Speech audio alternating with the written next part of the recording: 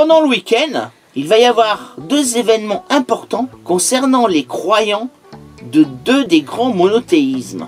J'ai cité les musulmans et les chrétiens. En effet, pour les chrétiens, dimanche sera le dimanche des rameaux, autrement dit, la fin du carême. Et pour les musulmans, samedi, donc demain, puisque nous sommes le vendredi 1er avril, samedi donc sera le début du ramadan. Alors il y a longtemps que je voulais faire cette vidéo pour nous sortir un petit peu du marasme actuel et de cette époque belliqueuse et sanglante. Donc il y avait longtemps que j'avais envie de faire cette vidéo pour faire une comparaison entre le carême des chrétiens et le ramadan des musulmans. Et vous expliquer en quoi les deux diffèrent et en quoi les deux se ressemblent. Alors si ce sujet vous intéresse, c'est après ça.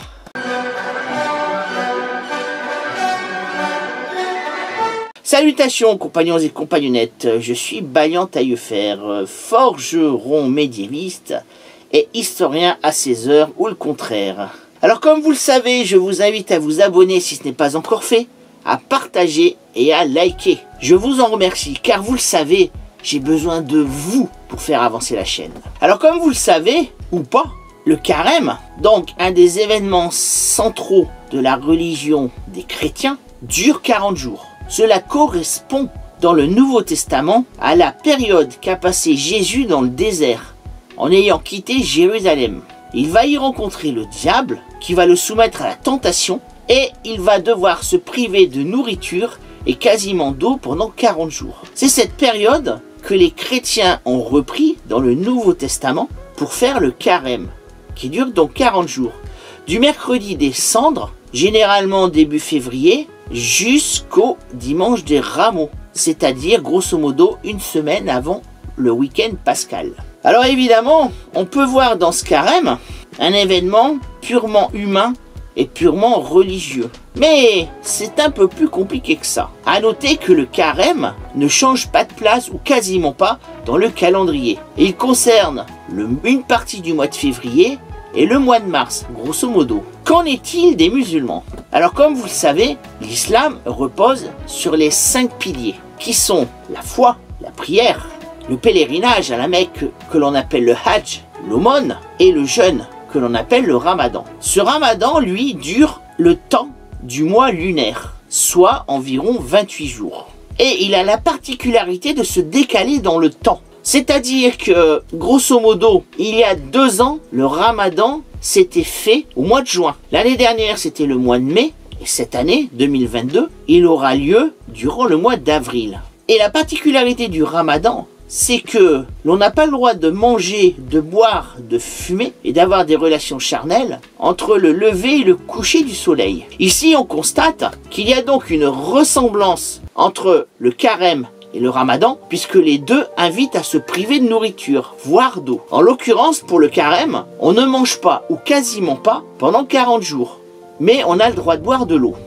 Le carême dure 40 jours, le ramadan 28. Le carême est quasiment inamovible dans le calendrier, tandis que le ramadan, lui, se déplace de mois en mois. Alors pourquoi? Si on aborde les choses de façon simple, on va se dire que cela tient simplement aux révélations qui ont été faites par l'intermédiaire de l'ange Djibril, l'archange Gabriel chez les chrétiens, donc qui a relayé le message de Dieu, Allah, message que l'on appelle la lecture, le Coran, et qu'il a transmis au prophète Mohammed, Mahomet chez les chrétiens.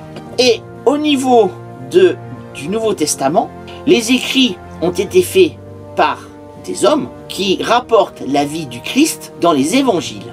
Mais si l'on regarde une lecture un petit peu plus approfondie et un peu plus historique, on s'apercevra que ces deux périodes, carême et ramadan, ont une certaine logique dans le calendrier. Alors je vais vous expliquer en quoi ça correspond. Alors évidemment, la dimension religieuse a absorbé la dimension humaine de ces deux jeûnes. Mais en fin de compte, pour comprendre la différence entre les deux, il suffit de se placer à une époque reculée, dans l'Antiquité par exemple, au Moyen-Âge, avant justement l'avènement des deux religions, et de se comporter comme le faisaient nos ancêtres. Alors imaginons, je suis un villageois qui habite en Europe, en France par exemple. La problématique va être les 4 saisons, et notamment l'hiver.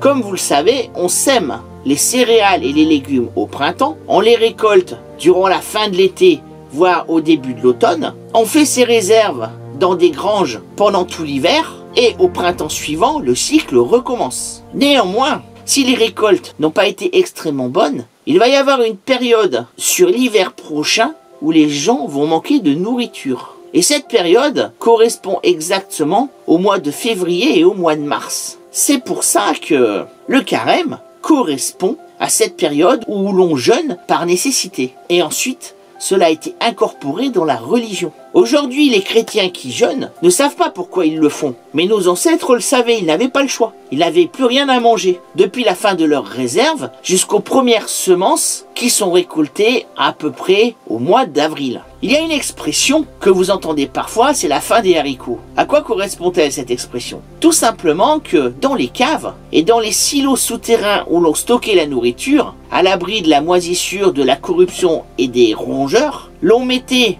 au fond les denrées qui se conservaient le mieux, autrement dit les haricots, les fèves, et on mettait au-dessus les denrées qui se conservaient le moins bien, qu'il fallait manger en premier. Quand vous avez entamé vos réserves et que vous arrivez au mois de janvier au stock du haricot qui est en train de se terminer, c'est la fin des haricots. Vous n'avez plus rien à manger. D'où l'expression. Alors voyons à présent chez nos amis musulmans comment les choses se passent. Imaginons que j'habite en Arabie Saoudite, dans les déserts, et que je voyage de ville en ville, d'oasis en oasis, avec parfois des trajets extrêmement longs, puisque les gens marchent le plus souvent ou se déplacent en chameau ou en dromadaire. Donc les colonnes de marchands ou de nomades voyagent extrêmement lentement. Il se trouve que durant le voyage, il va arriver un moment où il n'y aura plus assez d'eau et plus assez de nourriture. Alors que va-t-on faire? Que faisaient les ancêtres des Arabes d'Arabie Saoudite? Ils se reposaient au maximum pendant les fortes chaleurs de la journée, ils se déplaçaient comme ils le pouvaient, et pour ne pas perdre leurs réserves d'eau et de nourriture, ils mangeaient et buvaient seulement à la tombée de la nuit,